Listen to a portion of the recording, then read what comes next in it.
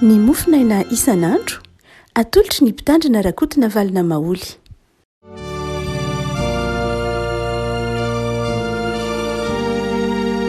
Fanomerahantsika rehefa malalatra ity zoma faraka ambin'ny folo ny volana martsa ity. Ny voalahatra ao mofinaina antsika anio dia ny jauna toko fahadimy. Jauna toko fahadimy andiny faefatra amby roapolo ka hatramin'ny fahasivy amby roapolo. Jauna toko fahadimy andiny faefatra amby roapolo ka hatramin'ny fahasivy amby roapolo.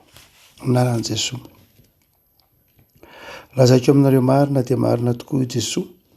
izay mandreny teniko ka mino izay naniraka ahy no manana fiainana mandrakizay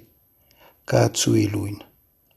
Tafafindra niala tamin'ny fahafatesana ho amin'ny fiainana izy. Lazaiko aminareo marina dia marina tokoa, avy ny andro ary tonga ankehitriny, izay andrenesan'ny maty ny feon'ny zanak'Andriamanitra,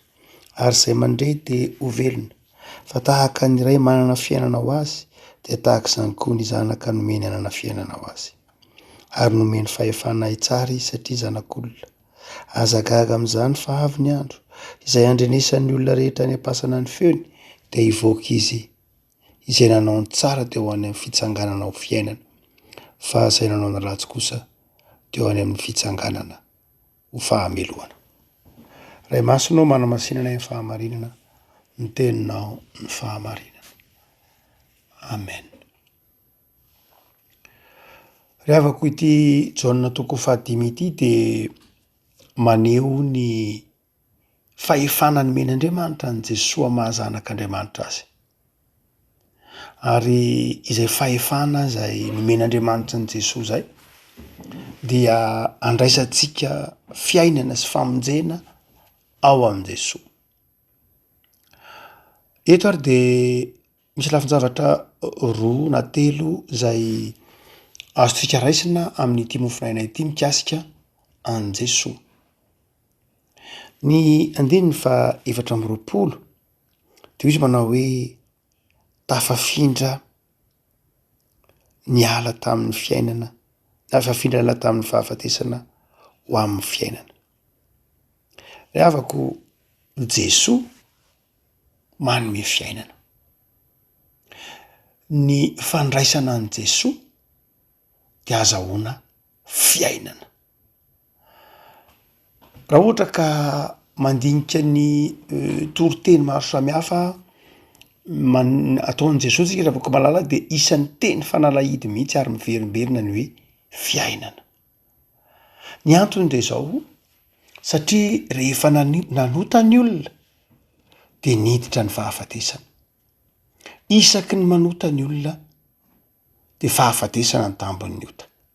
Zany hoe ny tokotany-piainantsika isan'andro zany dia tokotany fahafatesana.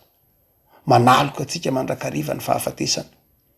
ary mahatonga ny olombelona atahotra ny fahafatesana. Dia antsika fa ny zavatra mampatahotra ny olona indrindra dia ny fahafatesana satria mpanota izy. Manamarika ny fanahin'ny olona izay tahotra ny fahafatesana izay. Ary mandrakariva ary dia ahitan'ny olona ny fahafatesana ny zavatra rehetra izay hitany. Ary mandositra ny fahafatesana io amin'ny fomba maro samihafa izy. Izay no mahatonga ny olona mikaroka fahafinaretana maro isan-karazany satria matahotra ny fahafatesana ny fiainany, ny fanahiny. Izay mahatonga ny olona mikaroka fifaliana ahatsiaroa satria matahotra ny fahafatesana ny fanahiny. Rehavako malala, marina ny toritenin'ny Papa Jean Paul II, ny Papa Joany faharoa manao hoe Joany Paul faharoa manao hoe izao andro enantsika izao, taonjato enantsika izao dia kolotsaina ny fahafatesana ny manjaka ao aminy. Satria kolotsaina ny ota dia manjaka amin'ny andro ankehitriny ny kolotsaina ny fahafatesana. Eto amin'ity nosy malalantsika ity, eto Madagasikara, toa eto Antananarivo, dia saika manomboka fandre isan-kerinandro. Misy faty ary, misy fonon'olona ary, misy herisetra ary, karazan'olona maro samihafa, fomba famonoana mahatsiravina izay tsy fantatritsika nandritra ny taonjato maro. Fomba famonoana amin'ny fomba fomba famonoana moa tsy mety mandrakariva fa finoana ny aina. Fa izao dia tena misy famiravrana mihitsy tsy tanora io, tsy lehibe io, tsy olona ndraindray aza olona tsy fantatra akory, misy manao eritreritra mamono, nandray zahatra tsy de misy vidiny akory, tsy de vola be manahoana ve, tsy fantatra fa dia toy ny mitranga eto Antananarivo, manodidina Madagasikara, sakarenao na amy fahita lavitra na amy gazety fahafatesana tsy fahafatesanareo. Ravako malala tozary kolotsaina iainantsy ankehitriny mihitsy ny hoe ny fahafatesana, mibaiko mihitsy ary mibaiko ny fiainan'ny olona mitahotra ny fahafatesana tsika teo. Eto ravako malala Jesoa de manazava fa ao aminy misy ny atao hoe fiainana. Raha miteny hoe fiainana ravako malala de zao lay fialan'lay aloko ny fahafatesana, ny tahotry ny fahafatesana, ka olona mahatsiaro fa velona mandrakizay eo amin'Andriamanitra izy. Ny finoantsika any Jesoa mahatonga atsika manana fiainana ao amin'Andriamanitra. Ary ny olona manana fiainana ravako malala de afaka am'zany tahotry ny fahafatesana zany, ka tsy mibaiko azy de tsy ny hery manosika azy na ny finiavana manosika azy de tsy ny finiavana ny tahotry ny fahafatesana, ka la ny andro ikaroka fafinaretana tsy aro na ny na ny tahotra ny fahafatesana ka la ny andro anao fefy ny aina amina fiarovatena na amina fitiavatena na amina fanamarina-tena. Fa ny fiainana ravako malala de lay fahafenona ao amin'Andriamanitra, lay fihetsepo te hizara te hanome, lay fifaliana amin'ny fiainana isan'andro, lay fahatsapana fa efa eo aminao ny zavatra rehetra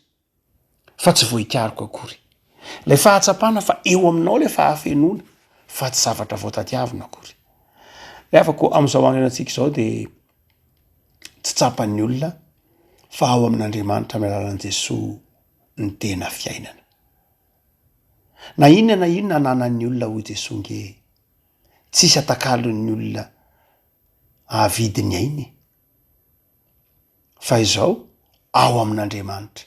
ny tena misy ny fiainana. Andriamanitra ny tena miaro ny ain'ny olona, ao amin'Andriamanitra ny misy izay mahafoy ny ainy no ny amin'Andriamanitra ny mahana fiainana mandrakizay ny tena velona ao amin'Andriamanitra. Ravaka malala am'izao tanjahantena antsika izay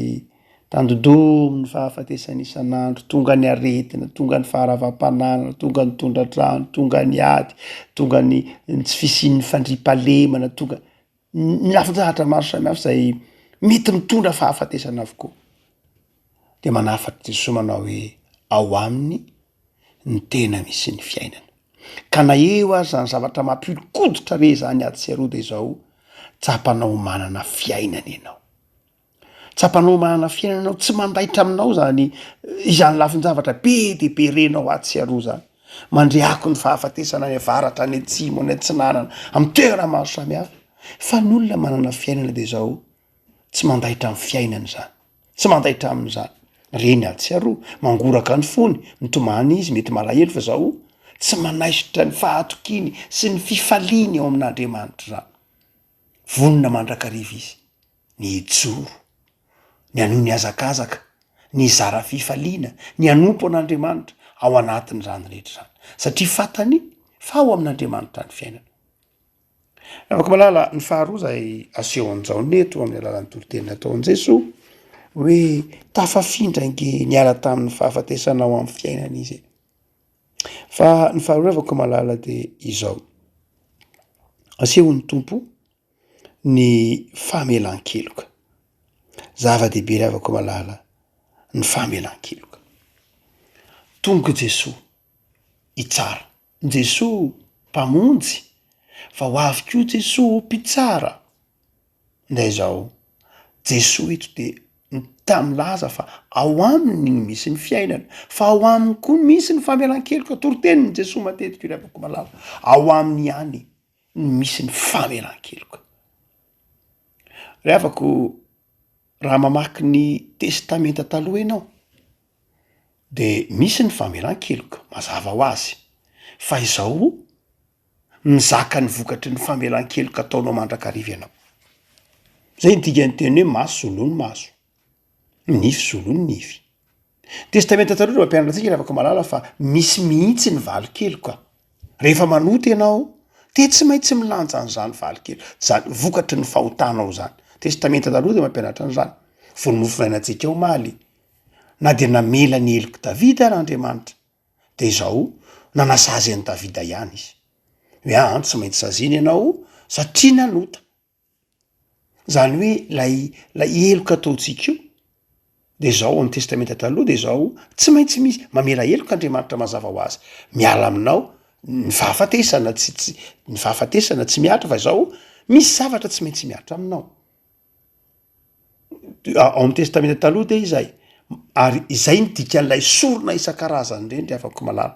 zay ny dikan'ireny sorona isan-karazany rehetrareny asa ondry omby sy ny sisa rehetra dia milaza ilay mieloka atao de zao tsy maintsy misy valikeloka ary io tsy amin'ny testamenta taloha ihany fa mifivavahana rehetra eto ambonin'ny tany ao anatin'ny fivavahana aindohatra misy natao hoe samsara natao hoe samsara zay na réincarnation de zao ny olona rehefa manota dia tsy maintsy mivaly aminy io tany tsisy ota tsy mivaly tsisy zavatra nataonao zany ka tsy mivaly aminao ohatra hoe amin'ny antsony hoe cycle de réincarnation ohatra zany hoe rehefa amin'ny aindoha atakaranao ny mahasamihafa fivavahanao amin'ny hafa mantsy dia rehefa maty ohatra hoe misy olona anankiray ataovy ohatra hoe fantatrao izy ataovy hoe olona anankiray ataovy hoe manamboninahitra anankiray dia manamboninahitra ambony ohatra de kristianina tsara izy na tsy kristianina ma ohatra hoe manao ny marina ny vavahana aindoha izy ohatra vavahana aindoha ny resahantsika ka raha ohatra io olona io ohatra ataovy hoe manamboninahitra ambony izy ohatra dia manao ny tsara izy ary rehefa manao ny tsara izy dia ka maty dia fanahiny ka mbola tsy tonga am'lay tena fahatsarana rateraka de ny fanahiny moa tsy maty amin'ny aindoha ny ra de lasa makany amin'ny rano ihany ho izy ny finoany ny vatana de lasa vovoka ny fofinaina de lasa rivotra fa ny fanahy tsy maty ny fanahy makany amin'ny volana ozy ary dia ny fanahiny rehefa aveo raha mbola tsy tonga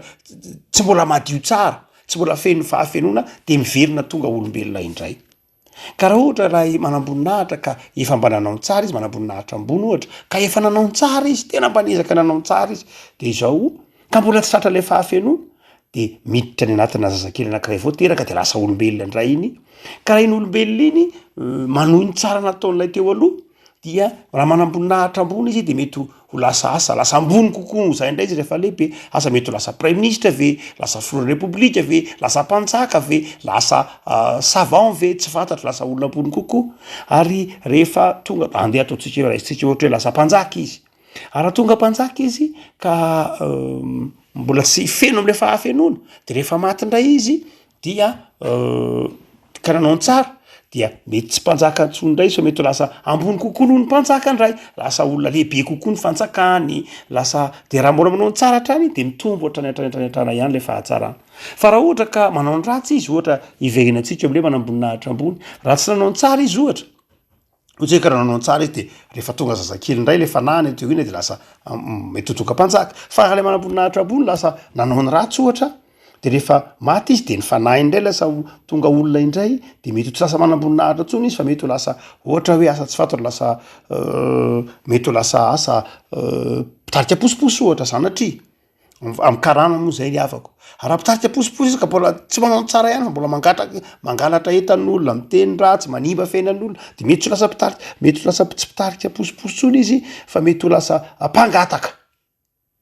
ary mahatonga ny karana tsy mba manome ny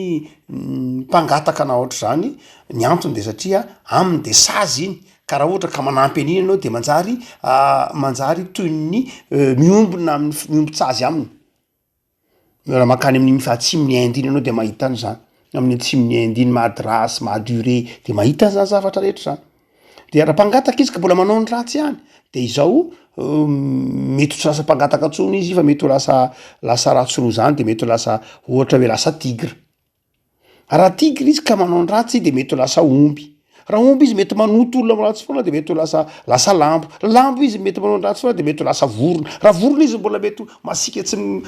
vorona ratsy maniva zavatra de mety ho lasa trondro farany lasa moka farany lasa kakana farany lasa olitra zany mekely fa raha ohatra izy ka efa mamoka izy ka tsy manaikitra olona tsondro de mba lasa trondro raha trondro izy ka matrondro mba manao tsaratsara sy manao metimety de mba lasa vorona de miakatra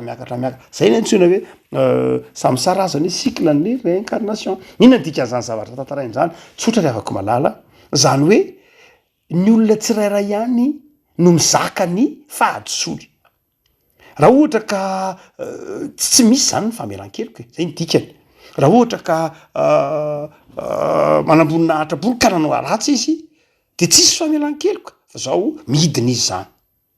raha ohatra ka efa lasa omby izy ka mbola manoto olona ratsy fanahy de fana lasa lambo izy zany hoe tsy misy mihitsy le famelan-keloka tahaky mitesitra taloha moa misy famelan-keloka ihany fa hotsika hoe mivaly mandrakariva amin'ny olona lay izy fa ny fivavahana kristianina ry avako malala ny fivavahana kristianina irery ihany ao mivavahana silamo ihany koa tsy misy tena famelan-keloka tahak'izay resantsika ao amin'ny kristianisme mivahana silamo koa tahaky vavahana jiosy ihany maso solo maso nify solo nify aina solo ny aina mizaka ny vokatry ny nataonao anao ny fanahinao no mizaka ny tsy mety nataonao rehefa nanota de zao maty mizaka fa ny fivavahana kristianina rery ihany no misy ny famelan-keloka satria io ihany no misy ny zanak'Andriamanitra nombona tamin'ny hazo fijaliana ary ao am' Jesosy Kristy rery ihany ny fahotantsika zay rehetra tsy nety nataontsika de efa noentin'i Jesosy teo amin'ny hazo fijaliana tsy itsika no milanja ny vokatra zany tsy itsika no milanja ny vokatry ny fahatezeran'Andriamanitra satria nanota isika tsy itsika no milanja izany fa Jesosy no efa nilanja zany teo amin'ny hazo fijaliana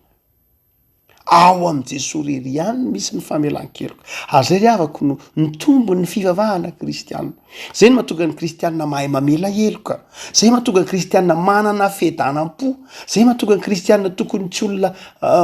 depressifa na olona manana adem-panana olona manana fieritreretana mandrakariva hoe ratsy tsy tiana fa izao ny kristianina de tokony olona manana fiainana sy fifaliana mandrakariva satria rehefa nibebaka izy de ny fahotany rehetra ny otatsika rehetra de tsy mizaka izany vokatry ny otatsika izany sika fa efa noentin'i Jesosy tao amin'ny hazo fijaliana zany ary no mparante Jaona toko 5 ty ry avako malala Jesosy no misy ny famelan-keloka hany ka fiainana no nananao tsy tepitepy no nananao zay zavatra mitranga eo amin'ny fiainanao tsy voatery vokatry ny fahotanao rehefa mibebaka ianao fa mety vokatry ny lafin-javatra samy hafa fotsiny ihany mety ho tsy fitandremana iny mety misy ny sazon'Andriamanitra fananagan'Andriamanitra mazava aloha zany zay tsy azo ialana ho fanefena fa tsy zay foana akory ny fiainana fa ny fahatezerany Andriamanitra vokatry ny fahotana efa noentin'i Jesosy raha mbola mino ny valy-keloka nataon'Andriamanitra amin'ny tenanao ianao de maty foany Kristy raha mbola eritreretinao fa Andriamanitra de mamaly heloka anao mikapoka anao zay vokatry ny fahotanao de tsy maintsy ho zakainao de maty foana Kristy fa izao ry avako malala nanota isika satria olombelona fa efa nafoin'Andriamanitra ny zanany nitondra an'izay fahotantsika rehetra zay ka raha mibebaka marina isika de tsisy valy-keloka eo amintsika fa aizany misy an'izany ao am' Jesosy misy fiainana efa noentin'ny Jesosy tao amin'ny hazo fijaliana zany ary zay ny dikan'ilay tenin'i Jesosy hoe vita ny dikanteny hoe vita tsy hoe vita maty fa ny dikan'izay Jesosy hoe vita lay famelan-keloka azo lay famelan-keloka farandriavako malala ity Jaona toko 5 ity de manazava amintsika ny fiainana mandrakizay ovatantsika satria fiainana no iainantsika isan'andro olona manana fifaliana satria natsiary famelan-keloka efa nibebaka nandray an'i Jesosy tompo sy mpamonjy de ny fitiavan'Andriamanitra no iainana isan'andro zay no mampisy fiainana fa ny faharoa de zao mahatsiaro